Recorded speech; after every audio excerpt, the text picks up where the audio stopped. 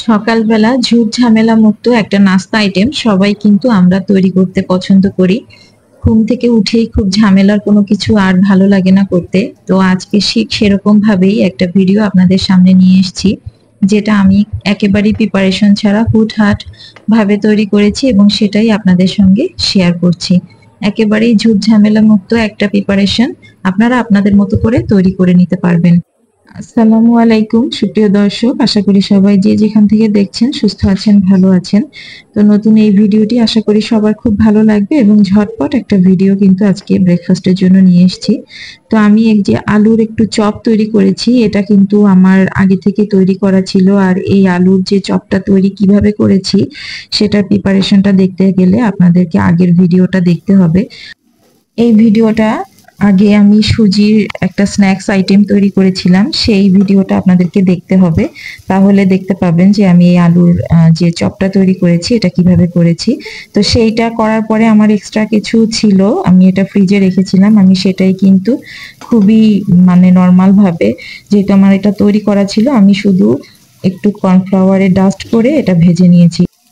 এটা আপনি ময়দার সাথেও করে নিতে পারবেন, অর্থাৎ ময়দার ভিতরেও একটু গড়িয়ে নিয়ে আপনি এটা ভেজে নিতে পারবেন। তো যাই হোক, এটা লাল করে ভাজা হয়ে গেছে। একটু হালকা তেলে ভেজেছি, চাইলে আপনি এটা ডুবো তেলেও করতে পারেন, কিন্তু হালকা তেলে ভাজাটাই আমার কাছে ভালো লেগেছে। সকালবেলা খুব বেশি অয়েলি খাবার সবসময় কিন্তু ভালো লাগে না। তো এই যে এটা কিন্তু ভাজা হয়ে গেছে, খুব সুন্দরভাবে কিন্তু লাল লাল করে এপিট ওপিট করে ভেজে নিয়েছি। আর এরই ফাঁকে আমি ডিম ভেজেছিলাম। তো ডিম ভেজেছি, এখানে 3টা ডিম আছে। পেঁয়াজ কাঁচামরিচ দিয়ে আমরা যেভাবে নর্মালি ডিম ভাজি ঠিক সেভাবেই এটা ভেজেছি। তো এটা এভাবে ভেজে একটু ঠান্ডা হয়ে গেলে আমি হাত দিয়ে এভাবে ক্রাশ করে নিয়েছি, একটু ভেঙে নিয়েছি। আগেই বলেছি এই রেসিপিটা আসলে কোনো রকম প্রিপারেশন ছাড়া আমার বাসায় যা কিছু যেমন যেভাবে ছিল ঠিক সেভাবেই চটজলদি এই রেসিপিটা করা। কোনো রকম চিকেন বা ফ্রোজেন করা কোনো কিছু বের করে সেটাকে ঠান্ডা ছাড়িয়ে নিতে হবে, সেটাকে তৈরি করতে হবে, এরকম কোনো ঝুট ঝামেলা ছাড়া আমি এটা তৈরি করেছি। ডিমগুলো একটা বাটিতে তুলে নিয়েছি, আর এই যে আলুর যে চপটা করেছিলাম সেটা আমি একটু ভেঙে নিয়েছি, আর শসা কুচি করে নিয়েছি, সেই সাথে একটু পেঁয়াজ কুচি রেখেছি। আপনার পরিমাণ মতো আপনি ঝালও এখানে অ্যাড করতে পারবেন।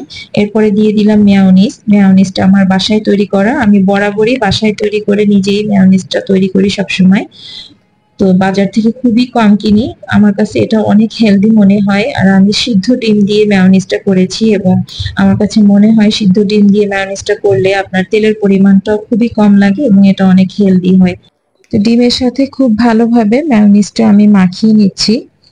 আর এই মেয়োনিজটা কিন্তু তৈরি করা এতটাই সহজ, সিদ্ধ ডিমের মেয়োনিজ এখন অ্যাভেলেবেল ইউটিউবে পাওয়া যায়, আপনারা দেখে নিতে পারেন। আর এরপরে নিয়েছি পাউরুটি। পাউরুটির সাইড গুলো কেটে নিয়েছি এবং আপনার পছন্দ মতো এই মেয়োনিজ, ডিম মেয়োনিজের যে পুরটা রেডি করেছি সেটা দিয়ে নিবেন। এখানে আপনি আপনার পছন্দ মতো যে কোনো ধরনের জিনিস ব্যবহার করতে পারেন, চিজ ব্যবহার করতে পারেন, সসেস ব্যবহার করতে পারেন। আমার কাছে যা ছিল আমি সেটাই দিয়েছি। উপর থেকে একটু শসা কুচি দিয়ে দিচ্ছি পেঁয়াজ কুচি। এরপরে ওই যে 3টি আলুর চপ ভেজেছিলাম, তো আলুর চপ ছিল 3টি, যার কারণে আমি একটু ভেঙে নিয়েছি যেন সবকিছুতে একটু একটু করে অ্যাড করা যায়। এরপর উপর থেকে আর একটা ব্রেড দিয়ে দিব। এই যে ঠিক এভাবে করে আমি সবগুলো ব্রেড তৈরি করেছি। একটু হাত দিয়ে চেপে দিবেন। চাইলে এখানে মজারেলা চিজ ব্যবহার করতে পারেন। আপনি যেভাবে সাজিয়ে নেবেন এটা কিন্তু সেভাবেই কিন্তু খেতে অনেক মজা লাগবে। এবং আমি আগে বলেছি যে এটা কিন্তু খুবই ঝটপট একটা প্রিপারেশন করেছি, হঠাৎ করেই, কোনো মানে প্রিপারেশন ছাড়া। আমার বাসায় হঠাৎ করে যা ছিল, সকালবেলা হুট করে যা ছিল সেটা দিয়েই করা। সবসময় যে চিজ থাকতে হবে, সবসময় এটা থাকতে হবে, ওটা না হলে এটা হবে না, এরকম কিন্তু মানে সবসময় হয় না। মাঝে মাঝে এরকম হুটহাট করেও অনেক কিছু তৈরি করে ফেলা যায়। তো এভাবে করে সবগুলো ব্রেড আমি রেডি করে ফেলেছি। এখন এগুলো আমি একটু হালকা শ্যালো ফ্রাই করব। তো যার কারণে আমি বাটার দিয়েছি, আর বাটারটা দিলে কিন্তু এর টেস্ট আরো বেড়ে যায়। পাউরুটি বাটারের সাথে যখন ফ্রাই হবে তখন কিন্তু এর টেস্ট সত্যি অনেক বেড়ে যাবে। মনে হবে যে আপনি দোকান থেকেই কিনে নিয়ে আসছেন, কিন্তু এতটা ইজি ওয়েতে আপনি যে তৈরি করেছেন সেটা কিন্তু বোঝা যাবে না। যে কোনো খাবারের ছোট ছোট কিছু টিপস ফলো করলে খাবারের টেস্ট কিন্তু অল্পতেই অনেক বেড়ে যায়।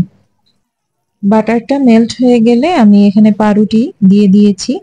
পাউরুটিগুলো এপিট ওপিট করে খুব সুন্দর ক্রিস্পি করে আমি ভেজে নেব, এবং চুলার আঁচ অবশ্যই মিডিয়াম টু লো করে রাখবেন, তা নাহলে কিন্তু পুড়ে যাবে। পাউরুটি খুব সহজেই পুড়ে যায়, এদিকটা খেয়াল রাখবেন। একটু চেপে চেপে দিবেন এভাবে ভাজার সময়। একটা সাইড হয়ে যাওয়ার পরে অপর পাশ উল্টে দিবেন। দেখতে পাচ্ছেন খুব চমৎকার কিন্তু দেখতে লাগছে, একটু ব্রাউন কালার এসছে, একটু ডিজাইন এসছে, এবং এটা ধীরে ধীরে ক্রিস্পি হয়ে গেছে। আপনার কাছে মনে হবে আপনি স্যান্ডউইচ মেকারেই এটা তৈরি করেছেন। আর এটার টেস্ট কি বলবো, এটার টেস্ট কিন্তু সত্যি অনেক মজা ছিল। বিশ্বাস না হলে বাসায় একটু তৈরি করে দেখবেন, এত ইজি ওয়েতে কিভাবে এত মজা হয়, একটু বাসায় তৈরি করলেই বুঝতে পারবেন। তো এই ভিডিওটি যদি কোথাও আপনাদের একটুখানি ভালো লেগে থাকে, তো অবশ্যই আমার চ্যানেলটি সাবস্ক্রাইব করে নেবেন যারা নতুন আছেন। আর যারা আমার চ্যানেলের সদস্য, তাদেরকে অসংখ্য অসংখ্য ধন্যবাদ জানাই। ভিডিওটি দেখা শেষে আপনার সুন্দর মতামত অবশ্যই কমেন্ট সেকশনে জানিয়ে যাবেন। আজ এই পর্যন্তই। সবাই সুস্থ থাকবেন, ভালো থাকবেন। সুন্দর আরো একটি নতুন ভিডিও আপনাদের সামনে নিয়ে হাজির হব। আল্লাহ হাফেজ।